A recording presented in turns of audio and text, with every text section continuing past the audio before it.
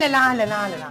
Hello, हाँ जब्बा जानू, हाँ। और 24 घंटे फोन में लगी रही है, घर का काम तेरा बाप करेगा। देखो सासू माँ, बाप तक मत पहुंचो वरना घूंसा मार के नक्सली फोड़ दूंगी। बता रही हूँ मैं काम करने आई हूँ यहाँ। और क्या करने आई है फिर? वाह जी वाह, बुढ़िया। 31,51,000 रुपए कैश दिए मेरे बाप ने तेरे लड़के को, और एक फॉर्च्यूनर गाड़ी दी है। 23 तोला सोना दिया है, तेरी सोने की चीजें दी है, 51 जोड़ी तेरे कपड़े दिए हैं, और तेरे खसम को कपड़े दिए हैं। काम करने के लिए जब महारानियों की तरह रहूंगी। चल जाओ यहाँ से। और क्या सब यही लेकर आती है? तू क्या नौकर लेकर आई है?